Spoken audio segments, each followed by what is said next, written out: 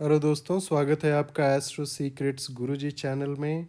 आज हम लोग बात करने वाले हैं कौन सा रत्न किस उंगली में धारण करें, इस चीज़ के बारे में। आपने बहुत सारे वीडियोस भी देखे होंगे इन सब चीज़ों के बारे में। इस वीडियो में मैं थोड़ा सा आपको ये जो पिक्चर के रूप में दिख रहा है इसमें थोड़ा सा आपको क्लियर करूँगा। ठीक है, आपके जो सारे डाउट्स होंगे।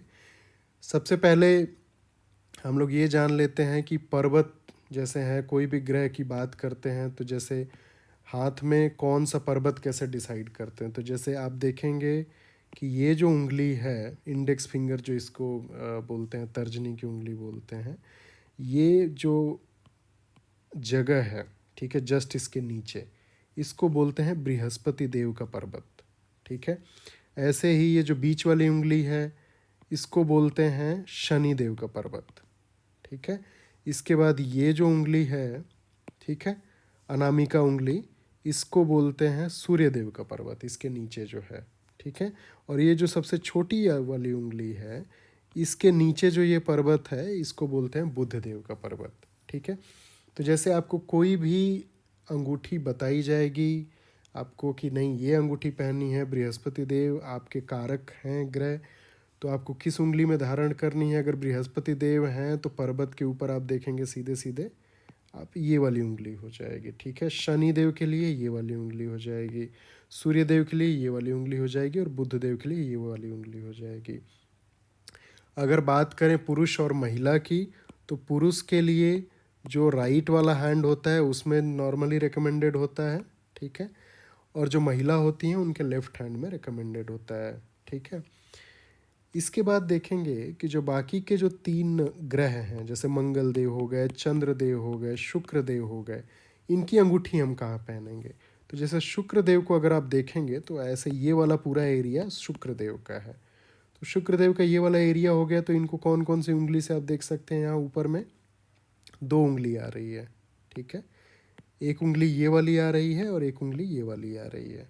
ठीक है, तो आपको किस उंगली में पहनना है, तो आप इसको देखने के लिए आप इधर आ जाएंगे। ठीक है, जैसे बृहस्पति देव, सूर्य देव, मंगल देव और चंद्र देव, इन लोगों की एक पार्टी है। दूसरी बीच में आपके बुध देव आ गए, जिनकी इनमें से 2 लोगों से मित्रता है, और इधर जो है 4 लोगों से मित्रता है, जिसमें शनि देव, शुक्र देव, राहु देव और केतु देव है।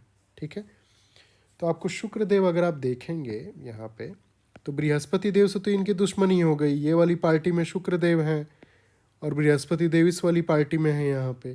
ठीक है, तो बृहस्पति देव से तो इनकी दुश्मनी हो गई, बचे कौन, शनि देव। शनि देव से तो इनकी इन्हीं की पार्टी के हैं खुद के।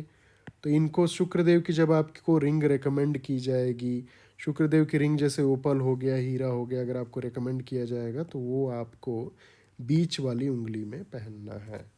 ठीक है, ऐसे ही हम देखेंगे चंद्रदेव का ये वाला एरिया हो गया। ठीक है, तो चंद्रदेव के केस में आपको जैसे रेकमेंड किया जाएगा मोती, तो मोती किस वाली उंगली में पहननी है, बुध देव वाली उंगली में आपको पहननी है। ठीक है, वो भी आपको क्लियर होगा।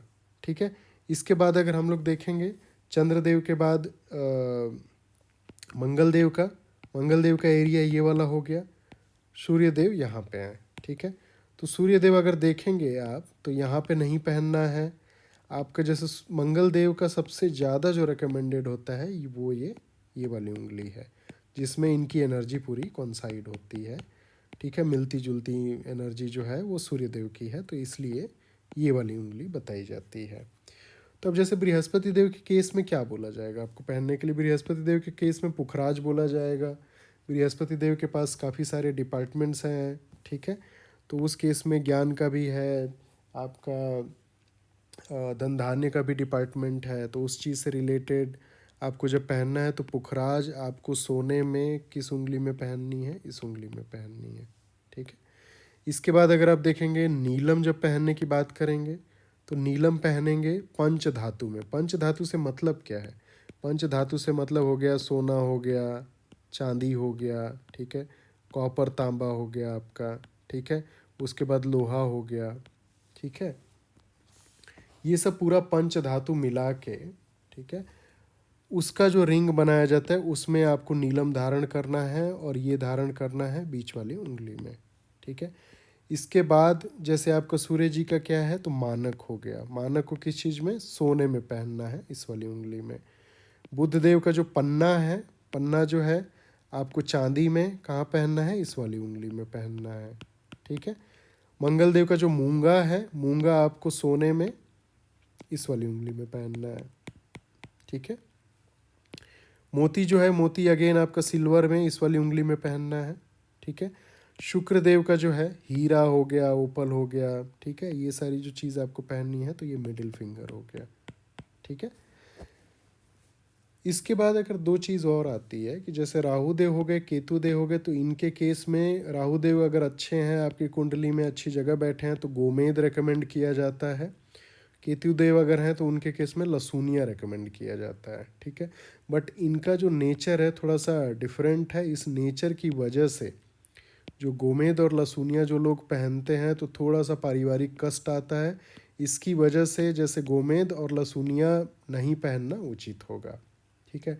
अब एक चीज़ जैसे हम लोग डेली वीडियोस में भी देखते हैं और उसकी चर्चा भी करते रहते हैं, जब सैंपल कुंडली को उठा के और उसके ऊपर पूरा विश्लेषण करते हैं तो हम लोग ये देखते हैं कि जो डिग्री का जो हम चार्ट बनाते हैं, डिग्री का कैसे चार्ट है, आपका डिग्री का चार्ट इस प्रकार है कुछ।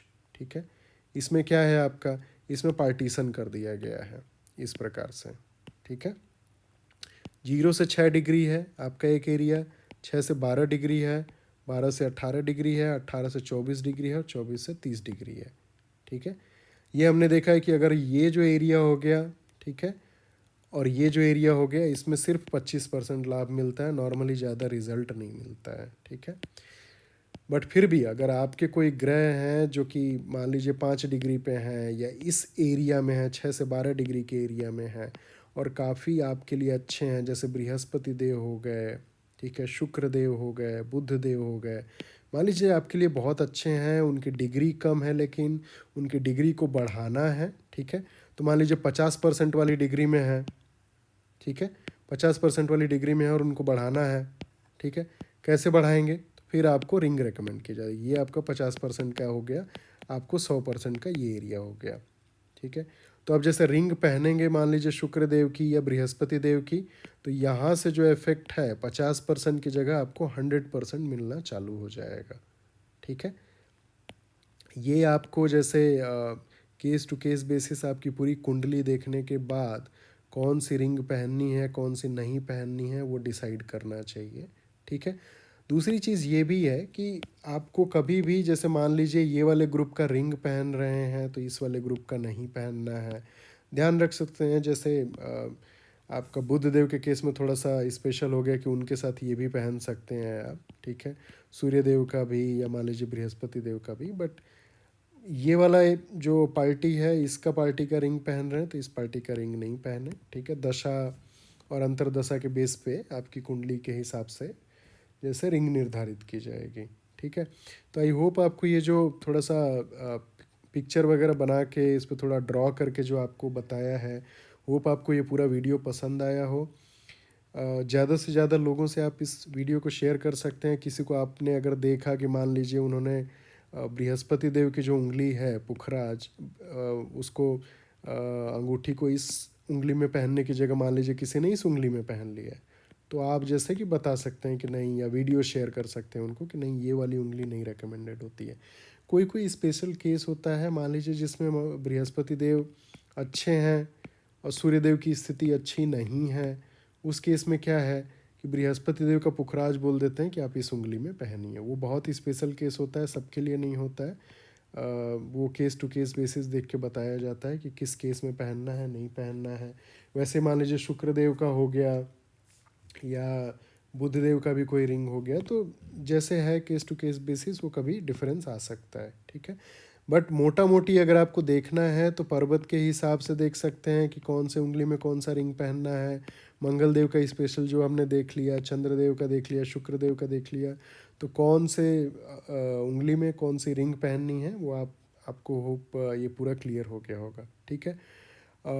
देखने के लिए बहुत बहुत धन्यवाद। ये वीडियो ज़्यादा से ज़्यादा लोगों तक पहुँचाएँ। अगर पहली बार देख रहे हैं तो चैनल को सब्सक्राइब करना ना भूलें। अगर आपको ये वीडियो पसंद आया तो एक लाइक आप छोड़ दीजिएगा अपनी तरफ से। ओके।